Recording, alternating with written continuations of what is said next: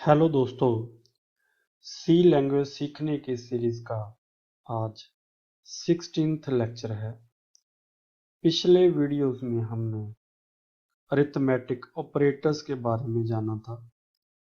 आज के इस लेक्चर में हम assignment operators and multiple assignment statements के बारे में जानेंगे।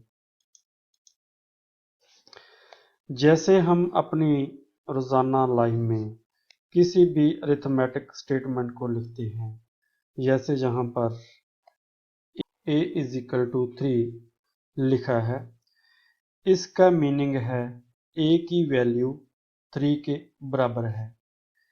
ऐसे ही यहाँ पर n is equal to a लिखा गया है, इसका मीनिंग ये है कि n की वैल्यू a की वैल्यू के बराबर है।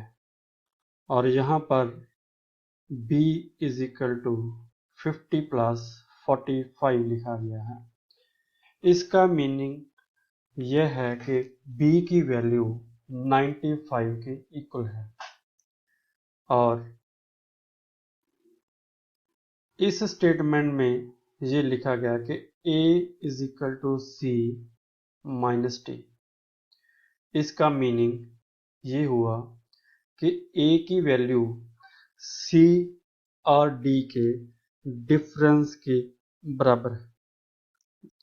ये बराबर का सिंबल यहाँ पर हमने सभी स्टेटमेंट से लिखा गया है। मैथमेटिक्स में इसे हम इक्वलिटी दर्शाने के लिए यूज करते हैं, परंतु सी लैंग्वेज में ऐसा नहीं है। यहाँ ये असाइनमेंट ऑपरेटर कहलाता है। यहाँ पर ये अपनी आर वैल्यू को, मतलब राइट हैंड साइड वैल्यू है, उसको लेफ्ट हैंड साइड वेरिएबल को स्टोर करवाता है, असाइन करता है। जैसे यहाँ पर ये a साइंड 3, इट मीन्स भी जो a 3 की वैल्यू है वो a को असाइन हो रही है, a में स्टोर हो रही है। जैसे हमने पिछले सभी प्रोग्राम्स में हमने ये समझा है। और नेक्स्ट स्टेटमेंट में भी a में जो भी वैल्यू है वो n में स्टोर हो रही है, मतलब n को असाइन हो रही है। और नेक्स्ट स्टेटमेंट में जो b को असाइन हो रहा है वो क्या है, 50 और 45 का जो एडिशन है, दोनों का जो सम है 95, वो b में असाइन हो रहा है। इसी तरह c और d का डिफरेंस है जो a को असाइन हो रहा है। इट मीन्स असाइनमेंट ऑपरेटर क्या करता है, अपनी r साइड, मतलब राइट साइड वाली वैल्यू जो है और लेफ्ट साइड वाले वेरिएबल को असाइन कर देता है। तो असाइनमेंट ऑपरेटर क्या होता है? Assignment operator is a symbol that used to assign the value to the variable. ये एक सिंबल है जो किसी भी वेरिएबल को वैल्यू असाइन करने के काम आता है। An assignment operator assign the value of right hand side to the variable of left hand side। हमने जैसे पहले समझा था कि जो इसकी राइट हैंड साइड वाली वैल्यू है वो लेफ्ट हैंड वाली वैल्यू को असाइन कर देता है। ऐसे ही यहाँ पर हमने ये लिखा है कि ये पूरा एक्सप्रेशन है, ये पूरी समीकरण है, जब ये पूरी सॉल्व होगी, एवेल्यूट होगी, इसका रिजल्टेंट वैल्यू जो मिलेगी वो टी को असाइन हो जाएगी। Assignment operator is a binary operator because it is applied on two operands। यहाँ पर हम देख रहे हैं कि असाइनमेंट ऑपरेटर की लेफ्ट हैंड साइड में भी वेरिएबल है और राइट हैंड साइड में भी वैल्यू है, मींस इनके दोनों साइड्स ऑपरेंड्स हैं। तो फिर असाइनमेंट ऑपरेटर को अपना काम करने के लिए दो ऑपरेंड्स की जरूरत होती है, इसीलिए ये बाइनरी ऑपरेटर्स की कैटेगरी में भी आता है। आगे हम करते हैं multiple assignment statements. In C a statement can contain more than one assignment operator. एक स्टेटमेंट में हम एक से ज्यादा असाइनमेंट ऑपरेटर्स लिख सकते हैं। Consider situation where a user wants to declare several variables of int type and then wants to assign the same value to all of them in the beginning। Suppose करो हम लोग कोई programme बना रहे हैं, उसकी शुरुआत में हम एक से ज्यादा वेरिएबल्स डिक्लेयर करने वाले हैं और सभी को सेम वैल्यूज असाइन करनी है। तो ये कैसे लिखा जा सकता है? जैसे यहां पर हमने लिखा int A B C, 3 variable declare करवाए और नेक्स्ट स्टेटमेंट में हमने क्या लिखा, a is equal to 5, comma b is equal to 5, comma c is equal to 5। Means तीनों वेरिएबल्स में हम सेम वैल्यू असाइन करने वाले हैं, चाहे ये वैल्यूज इंटीजर हो, चाहे ये वैल्यूज फ्लोट हो। अगर फ्लोट हो तो फ्लोट टाइप का वेरिएबल हमें चाहिए। इन दोनों स्टेटमेंट को हम ऐसे भी लिख सकते हैं, int a is equal to 5, comma b is equal to 5, comma c is equal to 5, जैसा हम पहले प्रोग्राम्स में लिखा हो। परंतु इसको हम मल्टीपल असाइनमेंट स्टेटमेंट यूज करते हुए भी काम कर सकते हैं। जैसे हमने ये लिखा int a b c, 3 variable declare करवाए और यहां पर हमने मल्टीपल असाइनमेंट लगा दी। a is equal to b is equal to c is equal to 5। Means जो 5 की वैल्यू है c में कॉपी हो रही है, फिर c में जो वैल्यू है b को असाइन हो रही है और b की वैल्यू a में कॉपी हो रही है, मीन्स असाइन हो रही है। इस पूरी दोनों स्टेटमेंट्स को हम एक स्टेटमेंट में कैसे लिख सकते हैं, int a is equal to b is equal to c is equal to 5। Means ये statement a b c 3 variable declare कर रही हैं और सभी में 5 जो है वो स्टोर कर रही है, असाइन कर रही है।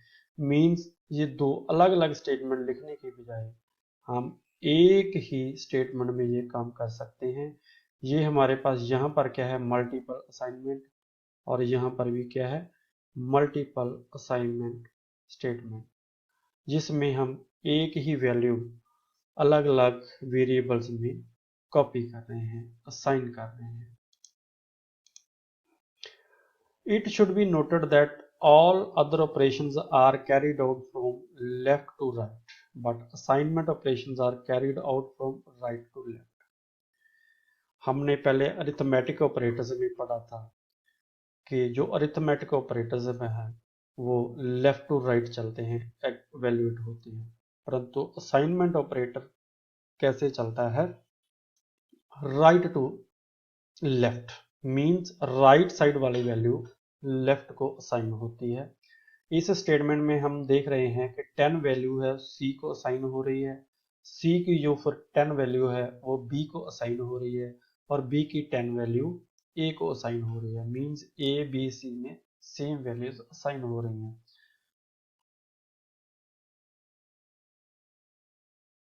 यहाँ पर ये है सी इज असाइंड ए वैल्यू 10 हो रही है, फिर सी की वैल्यू बी को और बी की वैल्यू फिर आगे ए को असाइन हो रही है। अगर हम ये स्टेटमेंट लिखते हैं, मल्टीपल असाइनमेंट को ऐसे लिखते हैं, a is equal to bracket में b इज इक्वल टू और प्लस फिर नेक्स्ट ब्रैकेट में c असाइन 6, और यहां पर क्या ऑपरेशंस होने वाले हैं, b is assigned value 4, b को क्या है 4 असाइन होगा, c is assign the value 6 और क्या होगा, c की वैल्यू 6 को असाइन होगी। यहां पर एक चीज और नोट करने वाली है, ये पहले एग्जीक्यूट होगा या ये एग्जीक्यूट होगा। यहां पर हमने क्या किया है, एक अरिथमेटिक ऑपरेटर लगाया है। इट मींस ये इधर को इधर से वैल्यूड होगा। तो सबसे पहले ये ब्रैकेट चलेगी, बी को 4 असाइन होगा, फिर ये चलेगी, सी को 6 असाइन होगा, फिर सी और बी की वैल्यू को हम ऐड करेंगे, मतलब एडिशन होगा इसका, फिर एडिशन वाली वैल्यू जो 10 बनेगी वो ए को असाइन होगी। अगर हम ये स्टेटमेंट ऐसे लिखते हैं तो फिर क्या होगा,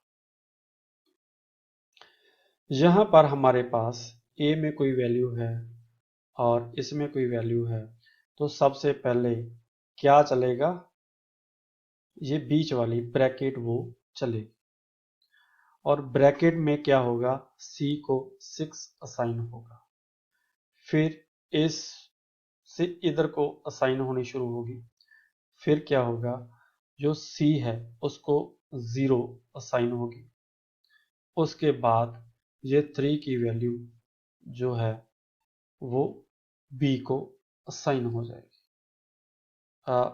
3 और 6 दोनों प्लस होकर वो बी को असाइन हो जाएगी।